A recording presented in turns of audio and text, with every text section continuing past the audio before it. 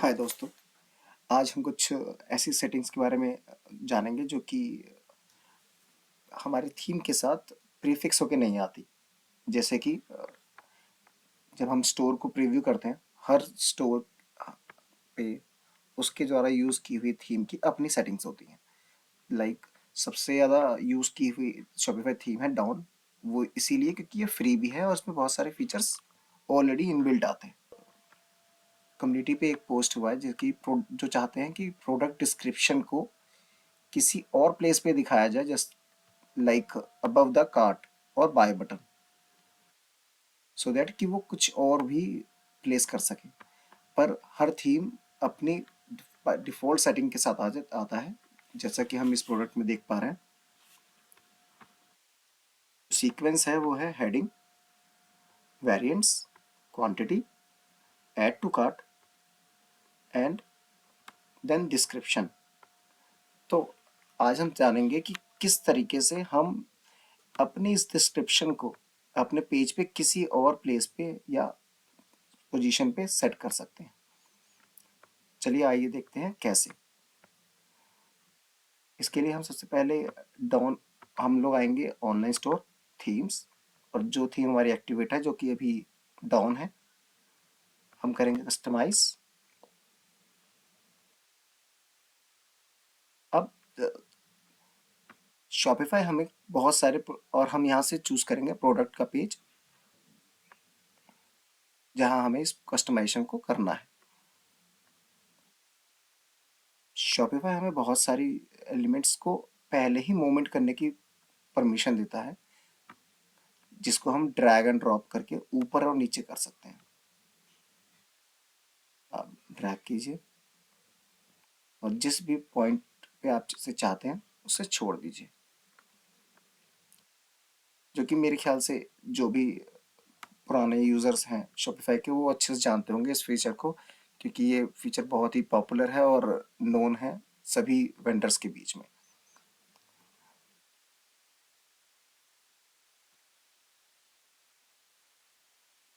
जब हम इसे सेव करते हैं तो आप इसका प्रीव्यू देख सकते हैं या इसका डायरेक्ट रिफ्लेक्शन देख सकते हैं हमारे किसी भी प्रोडक्ट के ऊपर, कि किस तरह से हमारे प्रोडक्ट को डिस्क्रिप्शन को चेंज कर दिया गया पोजीशन वाइज।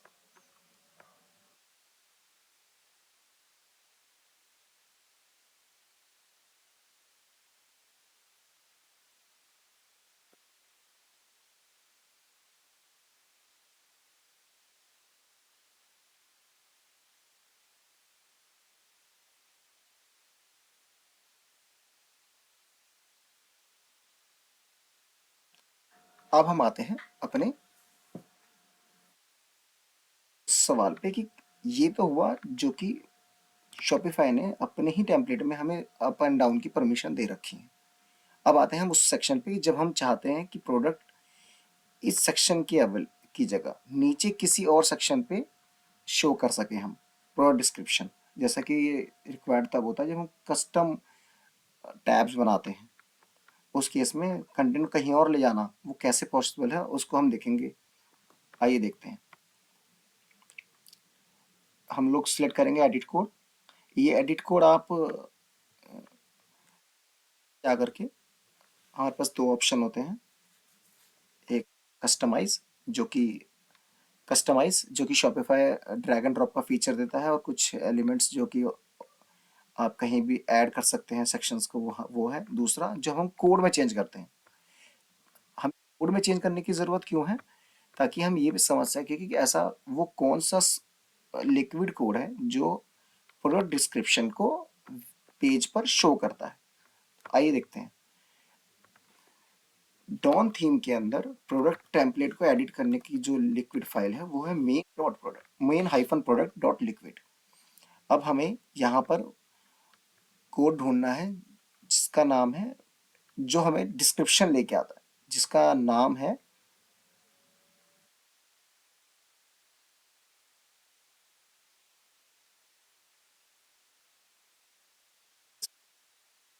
डिस्क्रिप्शन। ये वो वेरिएबल है, कस्टम वेरिएबल। ये वो प्रोडक्ट वेरिएबल है जो कि आपके प्रोडक्ट की डिस्क्रिप्शन को लेके आता है, जो हम डालते हैं अपने प्रोडक्ट के थ्रू, वो कहाँ से डालते हैं? हम ऑनलाइन स्टोर पे जाते हैं, किसी भी अपने प्रोडक्ट्स में जाते हैं, और प्रोडक्ट को जब एडिट करते हैं या ऐड न्यू करते हैं तो हमें एक फील्ड मिलती है प्रोडक्ट डिस्क्रिप्शन। ये वो कंटेंट है जिसको हम ऊपर या नीचे कहीं डालना चाहते हैं। तो इस चीज़ को अचीव करने के लिए अब हम क्या करेंगे, हमने वेरिएबल का नाम कॉपी कर लिया जिसका नाम था प्रोडक्ट डॉट डिस्क्रिप्शन, इसे हमने कॉपी किया। अब हम अपने कस्टमाइज सेक्शंस में आएंगे जहाँ थीम कस्टमाइज का ऑप्शन मिलता है। यहाँ से चूज किया जाएगा सेक्शन, ऐड सेक्शन में कस्टम लिक्विड, ऐड सेक्शन में कस्टम लिक्विड। और कस्टम लिक्विड को जब हम ओपन करेंगे तो यहाँ हमें कोड डालने का ऑप्शन दिया जाता है, तो हमें अपने उस वेरिएबल को यहाँ पेस्ट कर देना है। अब आप देखेंगे कि हमें यहाँ पर डिस्क्रिप्शन अवेलेबल हो गया है। हम सेव करेंगे और इसका प्रीव्यू साइट पे देखेंगे।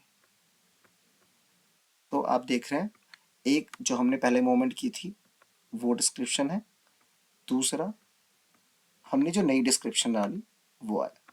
अब आप देखेंगे कि ये सेक्शन हमारे इस सेक्शन से बाहर हो गया, वो इसीलिए क्योंकि आपने कस्टम लिक्विड यूज किया है। तो यहाँ पर आपको ब्लॉकिंग कोड यानी वो टैग्स क्लासेस जो शॉपिफाई थीम आपके कंटेंट को रैप करने के लिए इस्तेमाल करता है, उसको हमें खुद डालना होगा। जैसा कि आप देखेंगे ये है वो क्लास पेज विड्थ। तो हमें ये ध्यान रखना है कि कस्टमाइज में जब हम डालें तो हम एक डिव बनाएं जिस पे क्लास लगी हो।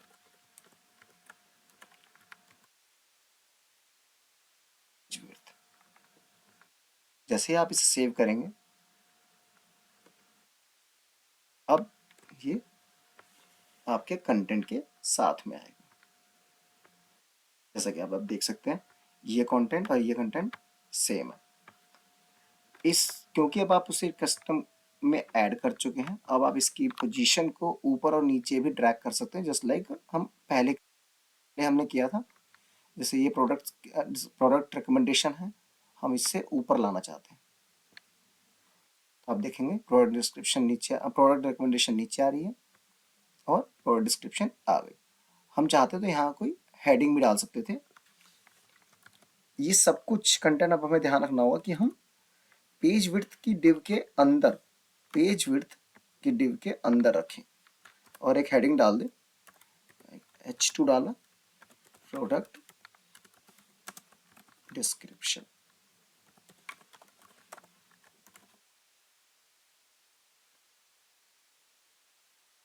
अब आप देखेंगे इसे सेव करेंगे हम और रिफ्रेश, आप देखेंगे प्रोडक्ट डिस्क्रिप्शन और उसका कंटेंट। तो अब क्योंकि हम प्रोडक्ट डिस्क्रिप्शन कहीं और दिखा चुके हैं, तो कैसे हम इसको हटाएं ये कोड देख लेते हैं।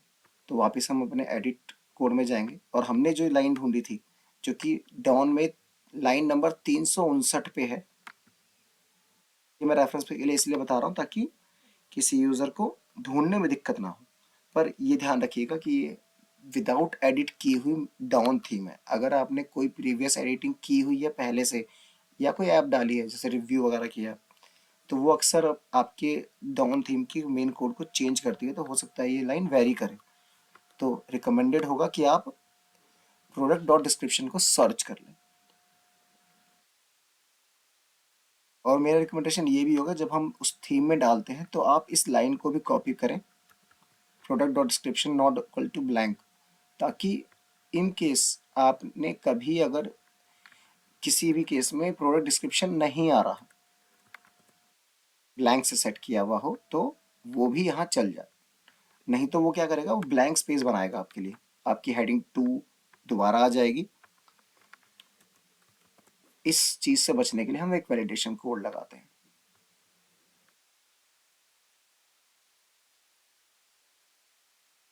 आइए देखते हैं कि हमारी वैलिडेशन काम कर रही है या नहीं कर रही। तो हम क्या करेंगे, पहले हम वैलिडेशन हटा देते हैं। हमने इस कोड को रख लेते हैं कहीं और हम वैलिडेशन हटाते हैं। देखते हैं कि वैलिडेशन ना होने की वजह से क्या हमें नुकसान आए होगा। मैंने सेव किया, हम इसे प्रीव्यू करते हैं। तो जब हमने प्रीव्यू किया तो डिस्क्रिप्शन यहाँ आ रही है। अब हम डिस्क्रिप्शन को रिमूव,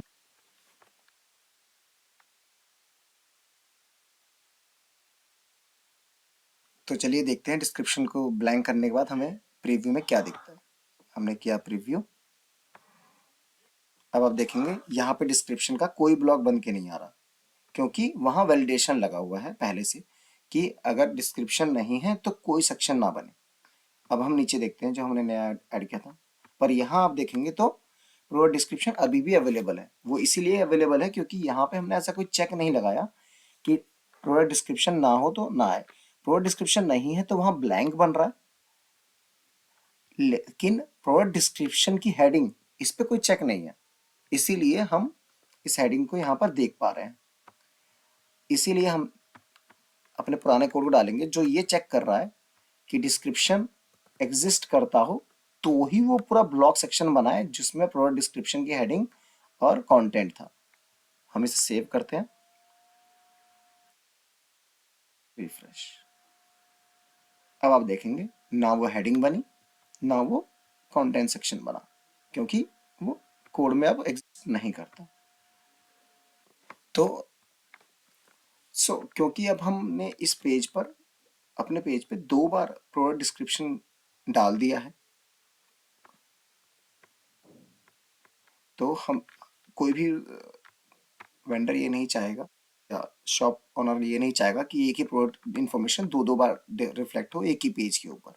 तो अगर आपने कस्टम सेक्शन के थ्रू किसी और जगह अपने प्रोडक्ट डिस्क्रिप्शन को प्लेस इन किया हुआ है तो आप चाहेंगे कि ये पुराने वाला डिस्क्रिप्शन हट जाए। इसको हटाने के लिए आपको वापस अपने कस्टमाइज सेक्शन में जाना है जहाँ अपने प्रोडक्ट्स वाले सेक्शन में, और जो सेक्शन था प्रोडक्ट इंफॉर्मेशन जहाँ पे डिस्क्रिप्शन आता है आप इसको रिमूव कर दें।